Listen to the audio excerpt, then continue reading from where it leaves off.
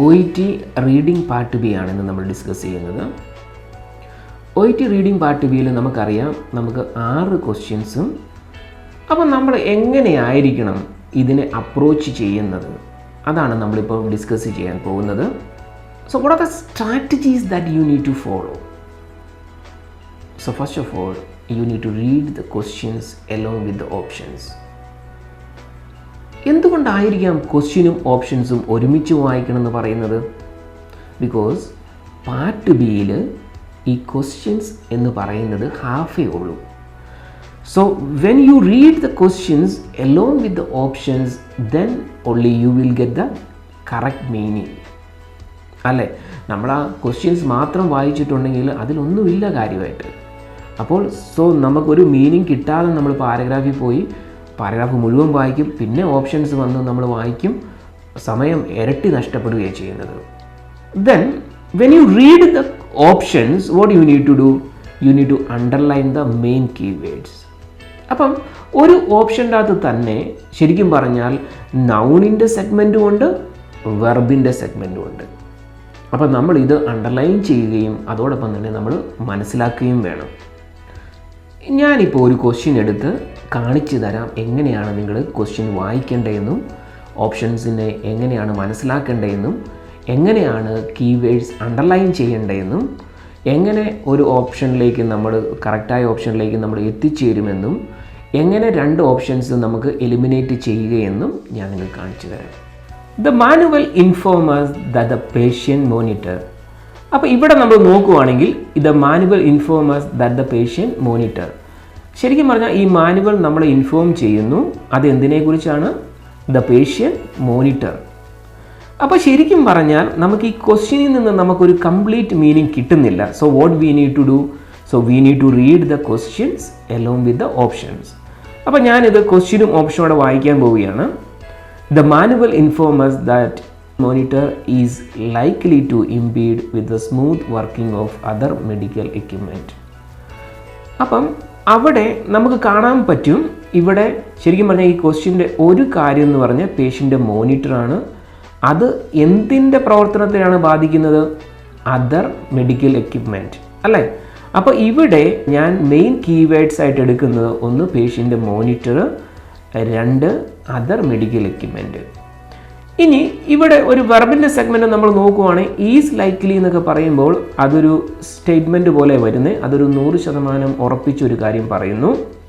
പിന്നെ to ഇംപീഡ് with smooth functioning അല്ലെങ്കിൽ working of the other medical equipment എന്ന് പറഞ്ഞാൽ മറ്റു പല മെഡിക്കൽ എക്യുപ്മെൻ്റ് പ്രവർത്തനത്തെയും ഈ പേഷ്യൻ്റെ മോണിറ്റർ സാരമായി ബാധിക്കാം. അപ്പോൾ അതൊരു 100% ഉറപ്പിച്ച് പറഞ്ഞിരിക്കുകയാണ്. ഇനി നമ്മൾ next option, the patient monitor may not operate correctly in close proximity to some other devices. അപ്പം ഇവിടെയും നമ്മൾ കീവേഡ്സ് ആയിട്ട് എടുക്കുന്ന ഒരു മെയിൻ നൗൺ എന്ന് പറയുന്നത് പേഷ്യൻ്റെ മോണിറ്ററാണ്.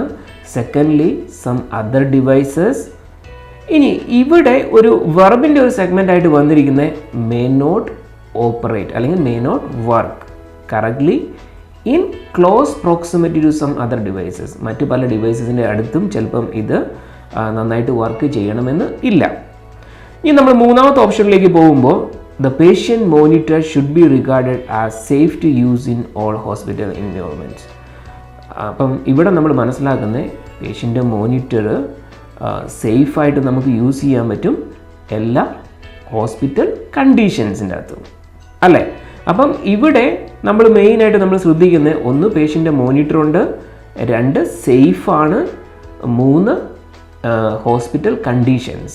അപ്പം ഈ കീവേഡ്സ് എല്ലാം നമ്മളിങ്ങനെ മനസ്സിലാക്കുകയും അണ്ടർലൈൻ ചെയ്യുകയും ചെയ്യുകയാണെങ്കിൽ ഇനി പാരഗ്രാഫ് നമ്മൾ എപ്പോഴാണോ റീഡ് ചെയ്യുന്നത് ആ സമയത്ത് നമുക്ക് ഈ പാരഗ്രാഫിലുള്ള ഈ ഓപ്ഷൻസ് ഐഡൻറ്റിഫൈ ചെയ്യാൻ നമുക്ക് എളുപ്പമായിരിക്കും. അതോടൊപ്പം തന്നെ നമുക്ക് വളരെ എളുപ്പത്തിൽ തന്നെ എലിമിനേറ്റ് ചെയ്യാനും പറ്റും. So what I am going to do, so now I will read the paragraph.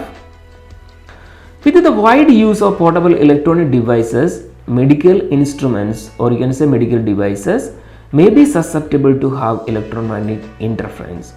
അപ്പോൾ ഇവിടെ നമുക്ക് നോക്കുമ്പോൾ നമുക്ക് കാണാൻ പറ്റും medical instruments may be susceptible to electromagnetic interference എന്നാണ് പറഞ്ഞിരിക്കുന്നത് അല്ലേ.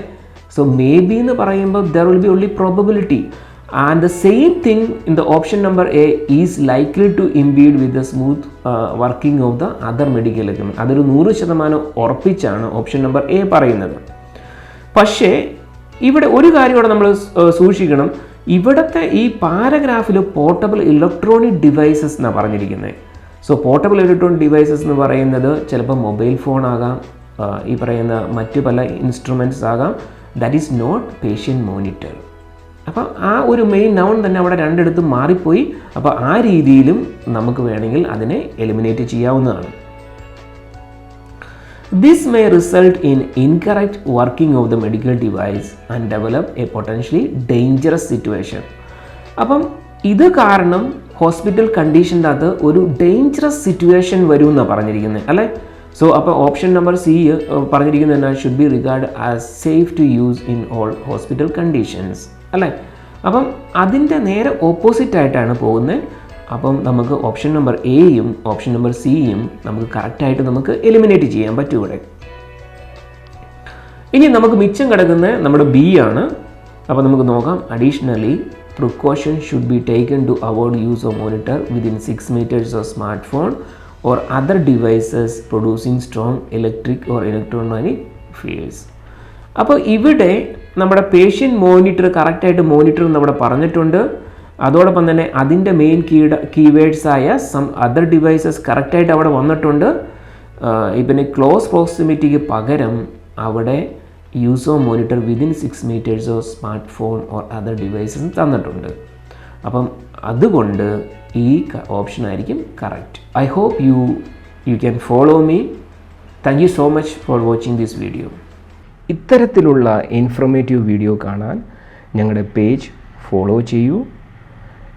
ഇനി നിങ്ങൾ ഈ വീഡിയോ യൂട്യൂബിലാണ് കാണുന്നതെങ്കിൽ കൈൻഡ്ലി സബ്സ്ക്രൈബ് അവർ ചാനൽ.